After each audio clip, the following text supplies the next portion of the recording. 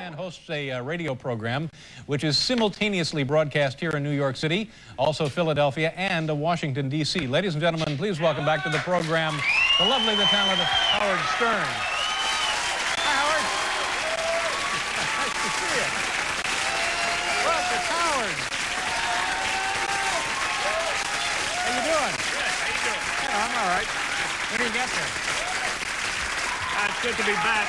Thank you. Nice. How tall are you? See, I like coming here because it's how I did Arsenio Hall show once. I made a mistake. I should never have done it. Because Dave doesn't like when you do that. You don't like that. Do whatever you want to do. It's yeah, but you don't like Arsenio. It doesn't make any difference. Whatever you want to do. Whatever You're not whatever you comfortable feel with that like whole will concept. help your career and whatever you want to do. Well, I realized it was wrong. I went on there to say I was never doing it again. I'm a David Letterman man. That's it. That's why you took the booking? I took the booking. I went over there. It was very weird scene. I told you it was like being on the set of Blackula. I explained This is a long time ago. It was weird. How have you been lately? I said Arsenio ought to get one of those new hairstyles where you actually carve things into your hair. Have you seen that? Yeah. You can carve the Batman logo. He should carve the names of all the white women he's been dating. You know, just put them all down here and list them. Great. Okay. A rich guy like that should be, you know, with The guy who's been fixing food for animals, he's right. He's ready to go. No. Come on, Dave. No, it's good to be back because I didn't. What have you been doing since we saw you before? What's new on the show? You haven't had me on in a long time. Well, I know. So I'm asking, what's new since we saw you? I started to evaluate myself. Yeah? I started to say to myself, what am I doing wrong? Right. Maybe I've fallen out of favor. It happens on talk shows. Yeah. I mean, after all, I remember when Dodie Goodman got kicked off the Jack Paar program. You remember that? It was a terrible thing. But I found myself comparing myself with the other guests. Because I know you have Richard Lewis on a lot. Richard Lewis is on a couple times a year. Yeah. Now, I mean, I don't want to take an audience vote, but I think I do better than Richard Lewis. And I've had this, right? And I realize there's a certain allegiance on your part because you worked with him in these comedy clubs in the old days. You guys... I wouldn't say that you do better than Richard Lewis. Well, you used to say that. No, I would say it's different, you know? I mean, it's a different kind of appearance. Expectation. Sure. But I mean, and then I see Sandra Bernhardt's been getting more appearances than me, and I said, you know, well, maybe Sandra Bernhardt is funnier. But you don't really believe that, do you? Well, I mean, you must have. I'm sure you guys go back to the office and evaluate guests, and I know I see me on the show. I mean, I'm funnier than these people. Yeah. I took it a little personally, I guess, that I was not. Not that Sandra is. So what are we getting to here? What is this? Well, you want to bringing talk us about to? GQ magazine? I don't know. I thought you had a point here to make. What was the point? Well, I just was kind of surprised how you evaluate a guest. I mean, who's your top 5 guests? Who would you put in the top 5? Jay Leno? We haven't had 5 good ones since we've been on. Oh, no.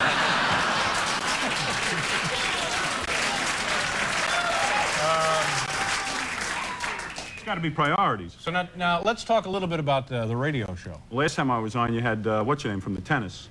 Chris Everett. Right. And she's a loser of a guest. I don't mind telling you that. To me, I mean, I'm just evaluating. Yeah. She sits there, she doesn't talk about anything really, except hitting a ball. But you know, the sad part of it is she was supposed to be here tonight. Oh, she was? I could have taunted her about dating Burt Reynolds, but... And she came down with a cold at the last minute. Is that right? Well, is that what happened? Well, so, now tell me about the radio show. What's new there? well, there's a lot of new things going on. We got a lot of exciting things going on, Dave, as you know. In fact, this Friday we're doing a dial-a-date with the guy who was in the Rob Lowe video. Well, there you go. All right? With Rob Lowe. The other guy. I said, you know, what a horrible thing. You stand there in a room with 2 naked women and Rob Lowe, and you know the naked women want to be with Rob. They don't want to be with you. And I guess they got to sort of be with you just to get to Rob. Right. Is that how it works? I don't know. I don't know anything about it. Now, Have you watched the actual video? No. Now, how do you know this is the guy? Well, I checked it out. I asked him a couple of times. I said, are you sure you're the guy who was in the video? Hey, anyway, who really cares if he's the guy anyway? I just like having him on. It doesn't make a difference. Yeah. He says he's the guy. To me, he's the guy. It doesn't make a difference. I know when he pulls down his pants, I'll know if it's the guy. Yeah, okay. I've studied the video. Yeah. What a kick, huh? Rob Lowe is big. We have to do a... commercial, and then we'll be right back here with Howard Stern.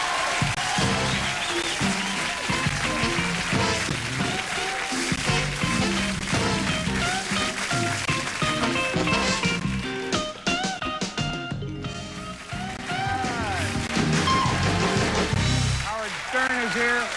B.B. King and the guy from the zoo. You know, when people come up to me on the street, a lot of times they'll say, when are you going to have Howard Stearns on again? Stearns. A lot of people make them say Stearns. Why is that, do you suppose? Well, because they're illiterate. I don't know. I mean, it's an easy name to know. It's a popular name. And tell me about the 970 line. Is that what it is? Dave, I'm glad you asked that. I've got a new line.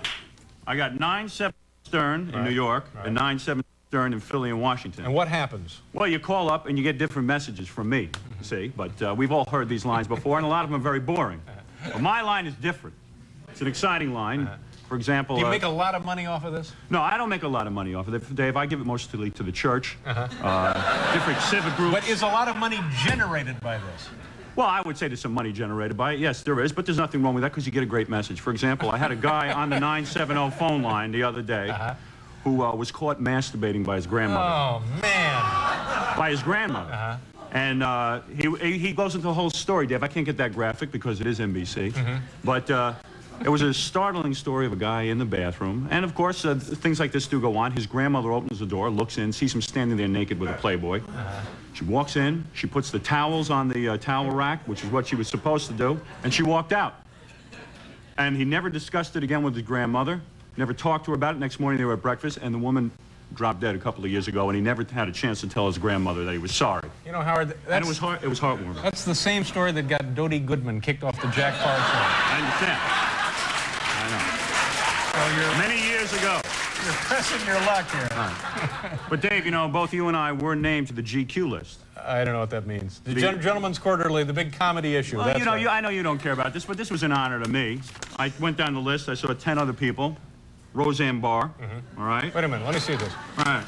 Roseanne. So she's at the top of the list. Well, here, let's see. I'll give you a list. Roseanne Barr. These are the most important people in comedy in 1989. That's right. And you and I are both on the list.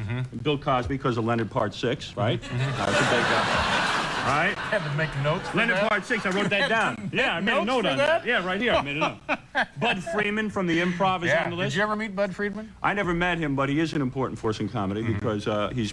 What has he done? He's an important force in watering drinks. That's what he is. That's right.